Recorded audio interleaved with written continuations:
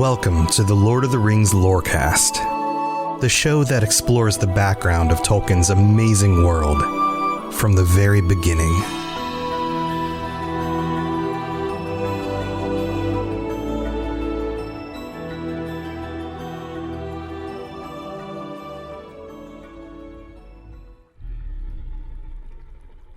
You hear that? Behind me? Here, I'll get a little closer.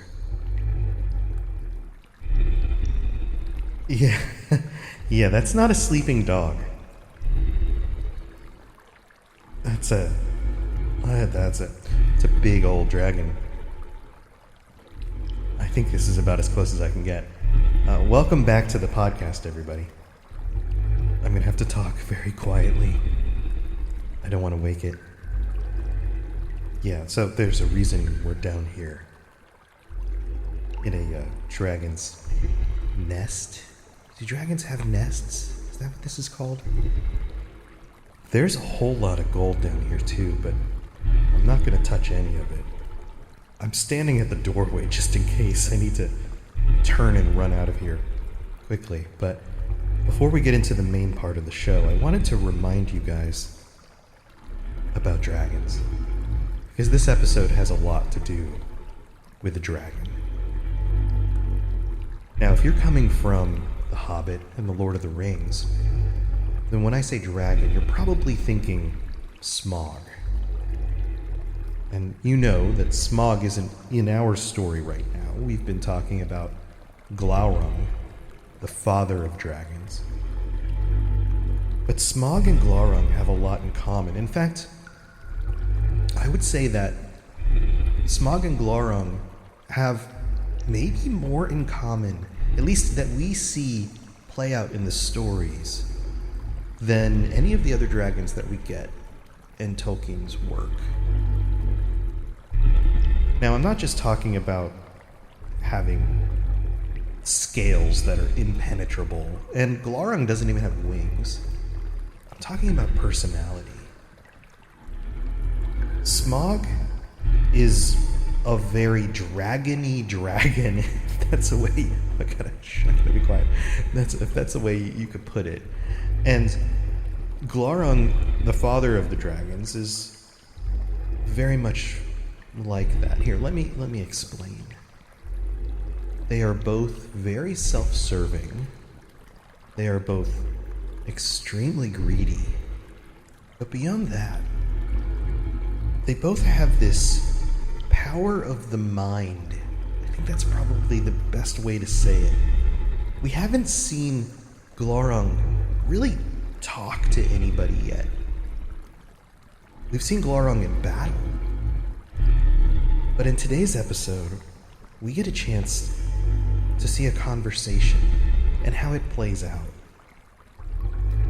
And what exactly maybe a dragon spell is? Or, I mean, when you think about Smaug, think about the conversation Smaug has with Bilbo, and the way he's able to use the conversation, the questions that he throws at Bilbo, to gain insight into things that he otherwise would have no idea about, having been asleep under the mountain. There's something about the keen wisdom. It's a feature of the wise, I think. And you almost get the sense in the passage coming up that Glaurung can read minds, or somehow knows way more about things than you would ever expect a dragon to know about the world of men and elves. So, okay, well, here, let's get on with the rest of the show. I'm gonna get out of here, and we'll be right back.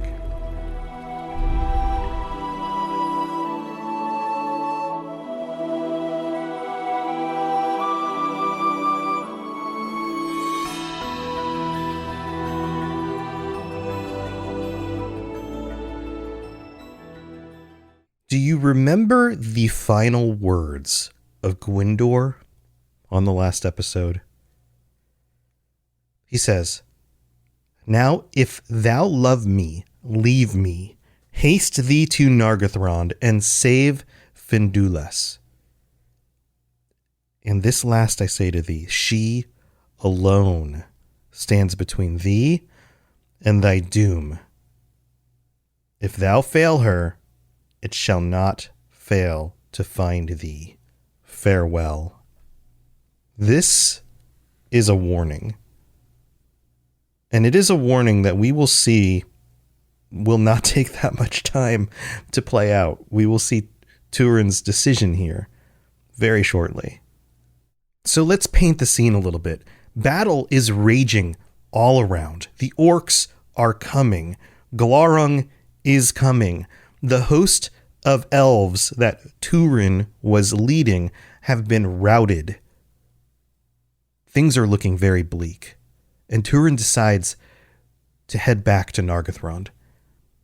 And we're told that he musters such of the rout as he met along the way. That means that as he is passing individuals who are now scattered, fighting in little groups or individually or whoever, or just wandering alone because the battle has moved on, he's pulling back any of the elves he comes across to his banner.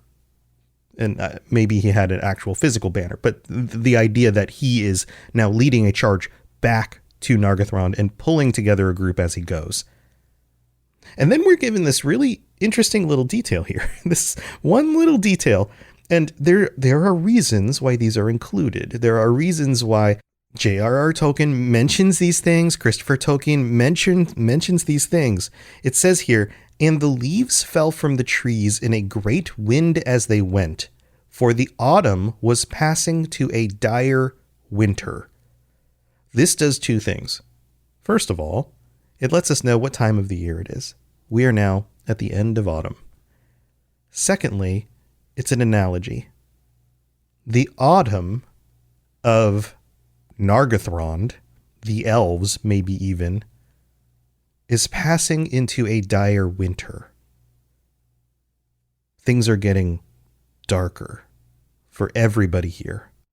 And Turin and his now group that he has gathered have come back across the land up along the side, like basically the flank of the force of orcs and a dragon who are now bearing down on the river and the bridge to Nargothrond.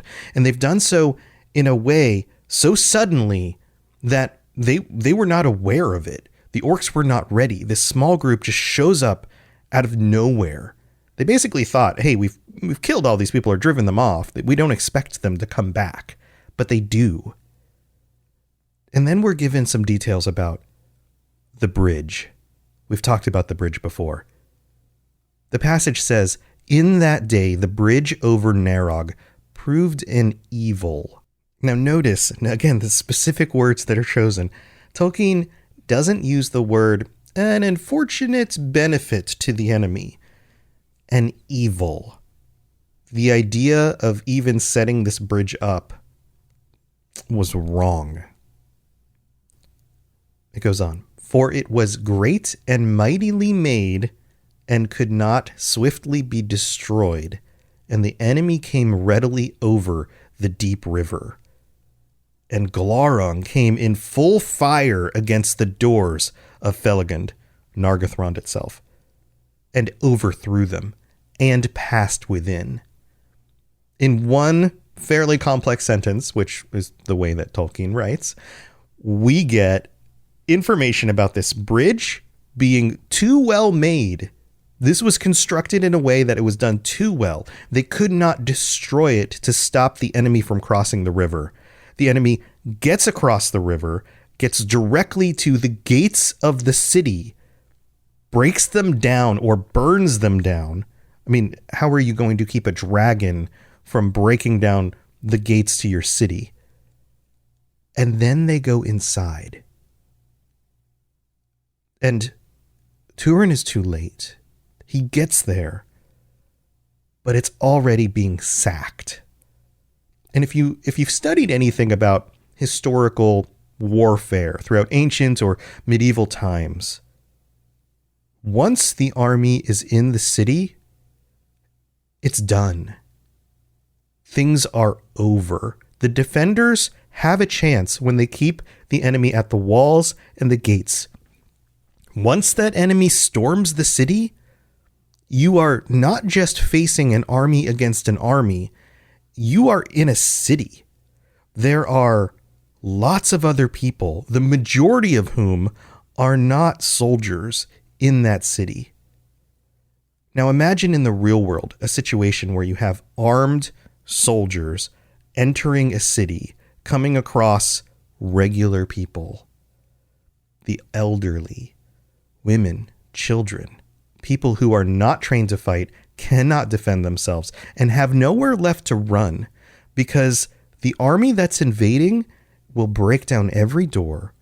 Now expand that out from being just people, men with ill intent in our own history, to orcs with a bloodlust who absolutely despise the elves, and a dragon. The situation does not look good. Tolkien's words will do this the most justice. It says here, the orcs had slain or driven off all that remained in arms. So all of the soldiers. And were even then ransacking the great halls and chambers. They had made it that far into the city by the time Turin gets there, plundering and destroying. But those of the women and maidens that were not burned or slain, they had herded on the terraces before the doors. They gathered up everyone they didn't kill yet as slaves to be taken into Morgoth's thraldom. Can you imagine being in this situation?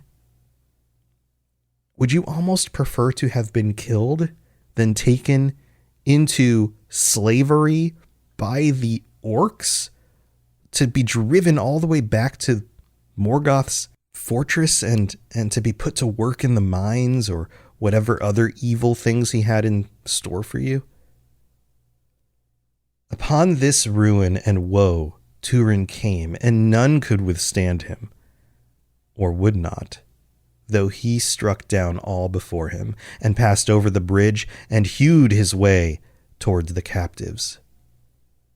Turin is late, and yet he will not be stopped. He is a force, fighting, tearing, destroying any of the orcs in his path in order to get back into Nargothrond to do what he can. I'm going to pause here. This is one of the reasons why Turin is such an interesting character. He is so driven and he is so powerful that when that drive and power is used for good, it is extremely effective. But just like any other tool, if used for evil, is equally effective, but for the wrong ends. And sometimes he has a hard time knowing which of those two things he's doing or being manipulated toward. And in this situation, we can see that he is a great force to be reckoned with, that the orcs should fear him. And now he stood alone. This is the next passage. For the few that followed him had fled, only him by himself. The rest of the elves saw what he was running toward and realized that they would not survive, so they leave him. But in that moment, Glaurung issued from the gaping doors and lay behind. He comes up behind him, between Turin and the bridge. And suddenly he spoke. And this is an interesting note here. It says, by the evil spirit that was in him, saying, Hail, son of Hurin, well met. And I love the way this is said. He suddenly spoke by the evil spirit that was in him. His spirit, remember, dragons are basically corrupted Maiar, as far as we know. They are corrupted spirits, powerful spirits. And this one is dark and evil, and it's like it's wearing the dragon, the worm skin as a covering. Because that's kind of what the Maiar do, right? Maiar and Valar put on guises and then go out into the world in order to interact with things beyond just being spirits by themselves. It's like he's puppeting this thing around, and the puppet is terrible, is terrifying. And so I want you to picture this scene. Turin runs into the city to see what he can do, who he can save, and behind him, a gigantic dragon appears in the doorway between him and anywhere else he can go. If he looks one way, he sees buildings burning, the city being destroyed. And he turns the other way and there's a dragon. So what does he do? It says here, then Turin sprang about and strode against him, against Glaurung. And the edges of Gurthang shone as with flame, but Glaurung withheld his blast. He basically runs up to the dragon, sword in hand, and hits the dragon as hard as he can with his sword. But it doesn't do anything.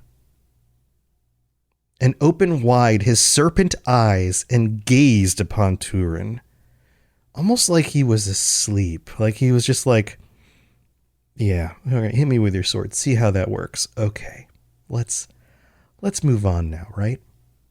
Without fear, Turin looked into them as he raised up the sword, and straightway he fell under the binding spell of the lidless eyes of the dragon, and was halted moveless.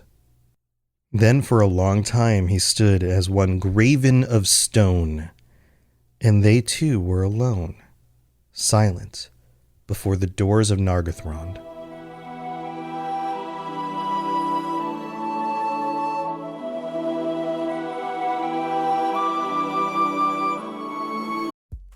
It's time for that spring reset. I'm taking a look at everything in my closet and figuring out that, oh no, this absolutely needs to go. And it's about time I replace things so that my clothes aren't older than my 15-year-old. Now you might think that they lasted that long because they were well made, but no, they're in terrible condition.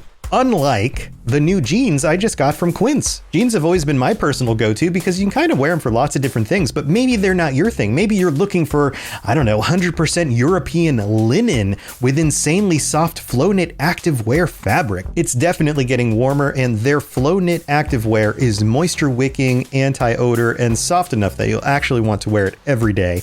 So pick out what you want. You can't go wrong because they have prices 50 to 60% less than similar brands. And like I said before, they are high quality. I continue to wear their clothes all the time, and I know that these new jeans are going to last me a lot better than the other things in my wardrobe. And on top of it, they look great. They're so comfortable, and I spent just as much on the jeans that I am now cleaning out of my wardrobe. So if you're looking for something better, just all around better, go check out Quince. So go do it right now. Refresh your wardrobe with Quince. Go to quince.com/ringslore for free shipping and 365-day returns. Now available in Canada too. Go to quince.com/ringslore for free shipping and 365-day returns. Quince.com/ringslore.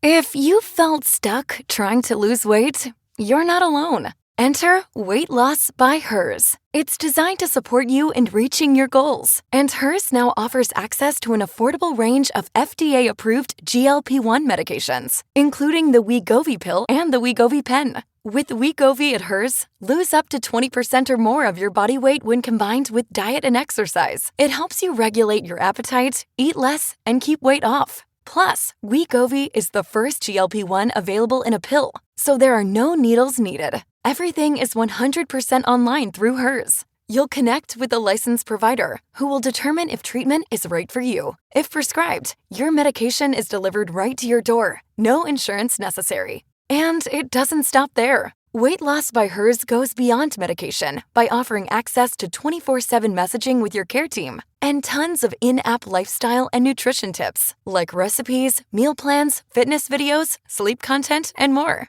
Even better, with a range of affordable GLP-1 options, Hers makes it simple to find an approach that fits your needs and your budget if eligible. You'll get a treatment plan personalized to you and unlimited dosage changes as needed. It's weight loss designed to work with your life. Ready to reach your goals? Visit forhers.com/women to get personalized, affordable care that gets you. That's FORHERS.com/women. forhers.com/women. Weight loss by Hers is not available in all 50 states. Wegovy is the registered trademark of Novo Nordisk A/S. To get started and learn more, including important safety information, Wegovy clinical study information, and restrictions, visit forhers.com.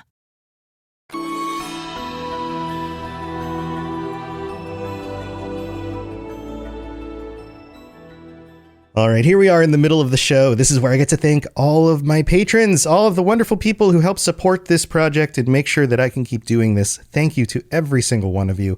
And a big shout out to all of our new patrons, including Maddie P, Too Shy to Be Named, Edvard N, Diego D, Hannah W, Bobby L, Capina, I think is how you pronounce that, 009, Mark T, Richard J, and Guy G. Welcome, welcome, welcome, and thank you for all of the support. We are currently at 174 patrons.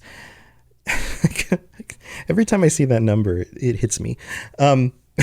Also, thanks to our VIP patrons who get shout outs every week. We have Bo, Brad S, Brandy D, Chewbacca, David M, Esoteric Rage, Jesse P, Capina 009, Larry, Obi-Wan Kenobi, Sam B, Shannon L, and Tyler M. Thank you to all of you for your support. I hope you all are enjoying all of the bonus episodes and the ad-free episodes and getting episodes early, all of the stuff that you get from Patreon. And if you are not on the Patreon yet, but you would like to help support the show and get all that extra stuff, then go to patreon.com/LOTR Lorecast. Patreon.com/LOTR Lorecast is the place to go. And we've got some reviews to read out, so let's do that. Just two this week. We have one from Ketteritz in the United States who writes, "The journey doesn't end here. Thank you so much, Tom, for taking us through Tolkien's world from the beginning. I thought I would never be able to get through the Silmarillion on my own, but I've wanted to know more about the story of Middle-earth, more than I had learned from reading The Hobbit and Lord of the Rings in the films. I appreciate your storytelling ability and how you explain without talking down to the listener. I look forward to every episode. My husband and I have been listening for a while now, and he's so happy I understand more of the history, and he and I can discuss after every podcast. Thanks again. Keep up the awesome work." Ketteritz, thank you so much, and hello to your husband. I'm so glad you guys are talking about these things. This is the kind of stuff my wife enjoys watching the movies and stuff, but she kind of rolls her eyes a little bit if I do the, "Well, actually, did you know that?" thing, which so many people do to their spouse. But the fact that you guys can have conversations about that is so awesome and heartwarming. That is great. I'm so glad you're enjoying the show. Also, this one's from Asuk Sonic in the Netherlands. Hello to the Netherlands. Actually, I might be able to go visit the Netherlands maybe this summer. My wife is taking a work trip there, and so I might just tag along. So that would be really cool. I would love to come see your country. Asik writes, "Thank you so much for the hard work you put into this podcast. The show is wonderful and whisks you off to Middle Earth. I stumbled onto this podcast while browsing for something new to listen to. So happy I found your show. Please keep up the fantastic work. Love the show." Asik, thank you so much. And I'm so glad you love the show. And thank you to everybody. I genuinely appreciate all of the support, all of the reviews, sharing with your friends, signing up on the Patreon, even just being a part of the community. I know a number of you have joined us on the Discord, and new people are jumping in all the time. Feel free to join us. Feel free to post questions to each other, carry on conversations, any of that stuff. I love it. I love all the community and people getting together, nerding out about things that we all love together. So come join us on there. There's links in the show notes and all that stuff. And you can just search Robots Radio Discord. It'll come right up. All right, let's get back to the rest of the show.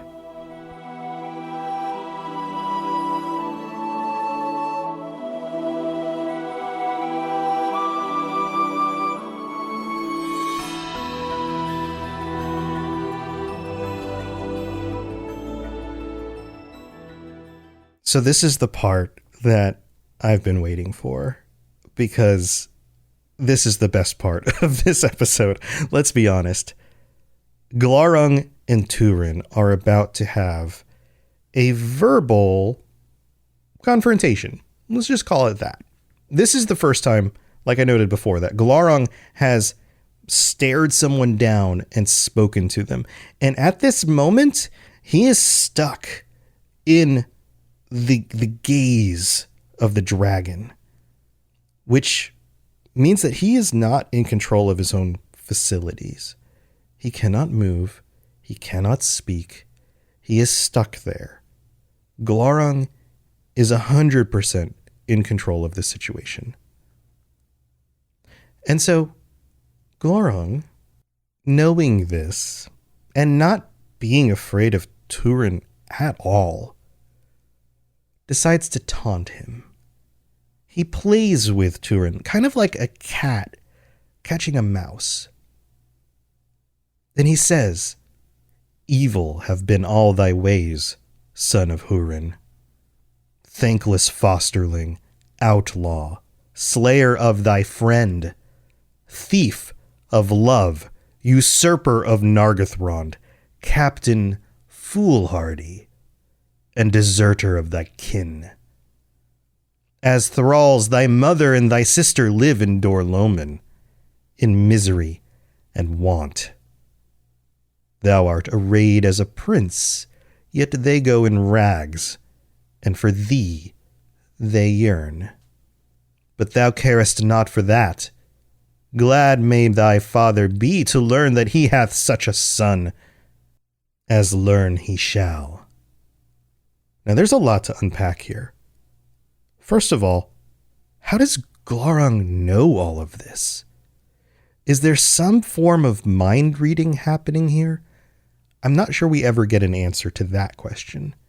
Either he has heard from many of the spies and sources out there who have been tracking Turin about what's actually going on, or he's been talking with Morgoth, and Morgoth's vision has somehow seen some of these things, although I don't see that as being particularly likely, because some of the details here have to do with things that happen beyond their sight. Thief of love, the idea that Findulas loves Turin more than Gwyndor. How would either of them know that? I think there must be some sort of mind-reading thing going here. But let's review this. Thankless fosterling, right? He goes to Thingol and leaves without any thank. Outlaw, he's clearly been an outlaw. Slayer of thy friend, Belig. Thief of love, Findulas and Gwyndor. Usurper of Nargothrond. I mean, how else could you describe that? Notice how these are all framed in the worst possible light. Did he really usurp Nargothrond, or did they just trust him and he seemed like he had some good ideas? What was his intent?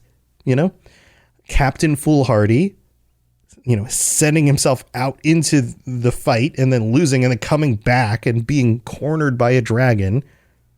And deserter of thy kin, his mother and his sister, who he's never met.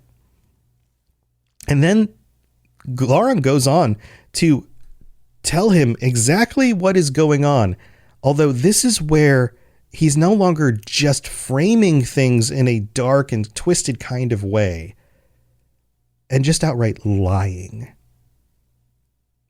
Because we know that Turin's mother and sister are no longer in Dorloman. They are not wanting. They are guests of Thingol. They are living very safely. They are being fed and cared for.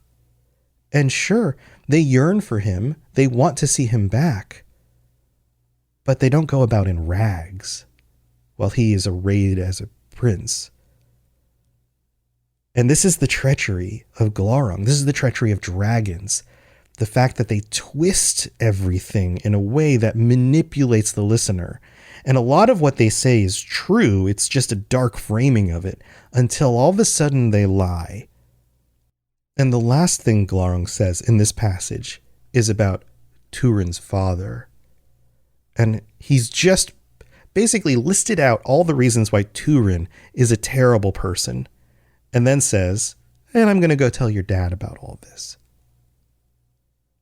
The next passage goes like this. And Turin, being under the spell of Glaurung, hearkened to his words. He took them in. He was listening.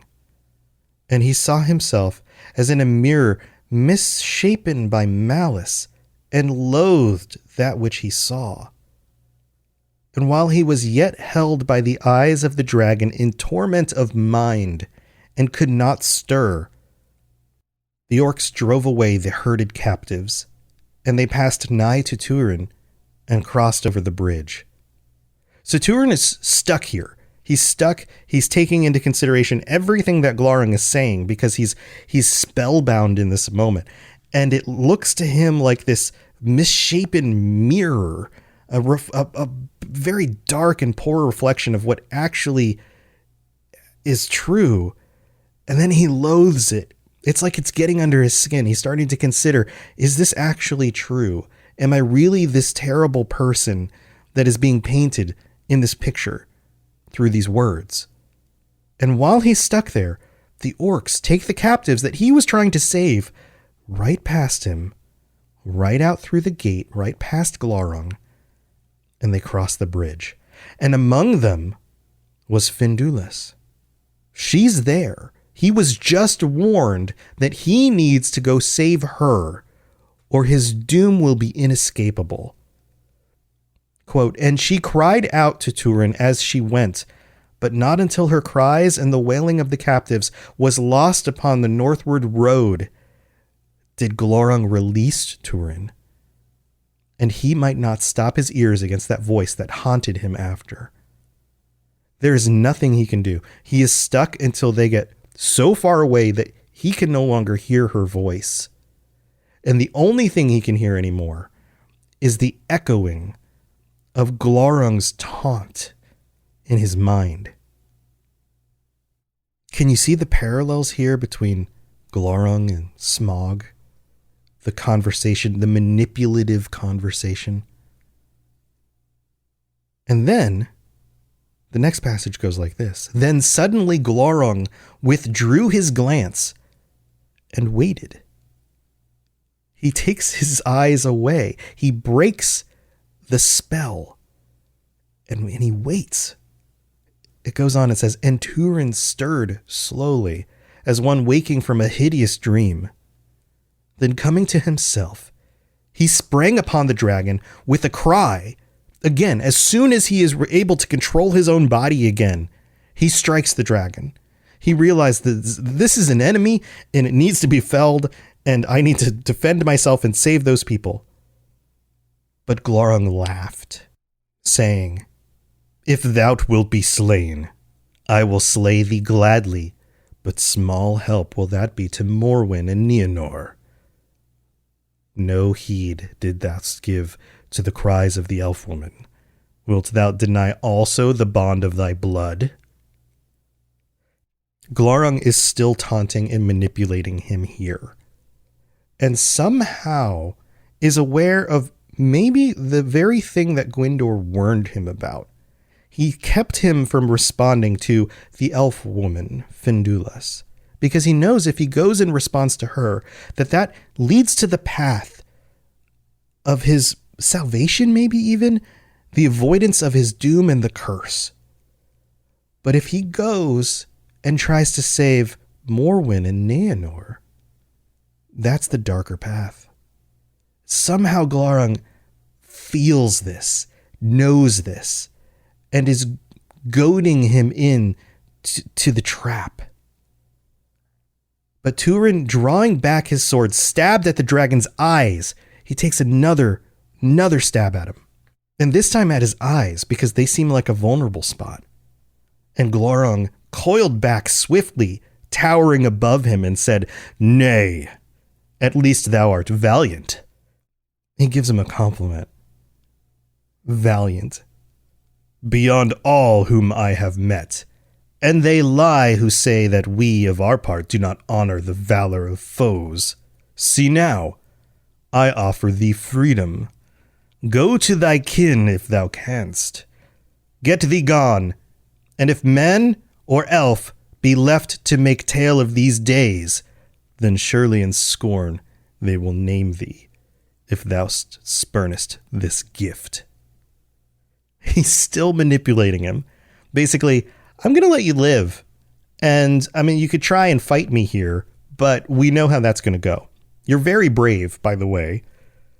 But really, shouldn't you be going to go save your family? Isn't that what you should be doing? I'm going to let you go do that. And if you don't do that, then everyone's going to think you're an idiot because I gave you this opportunity. That's basically what he's doing. Then Turin, being yet bemused by the eyes of the dragon, as were he treating with a foe that could know pity, believed the words of Glaurung, and fuming away he sped over the bridge. But as he went, Glaurung spoke behind him, saying in a fell voice, "Haste thee now, son of Turin, to Dorlomen, or perhaps the orcs shall come before thee once again. And if thou tarry for Findulas, then never shalt thou see Morwen again, and never at all shalt thou see Nienor thy sister, and they will curse thee." Thanks for listening to the Lord of the Rings Lorecast. If you'd like to learn more about other fantasy worlds, check out my other podcasts, the Elder Scrolls Lorecast, the Witcher Lorecast, and more at robotsradio.net. If you'd like to reach out, I'd love to hear from you. Send me a note on Twitter at robots_radio, or join our amazing community on the Robots Radio Discord. There are links in the show notes, or just search Robots Radio Discord, or find the link on robotsradio.net. I'll see you next time.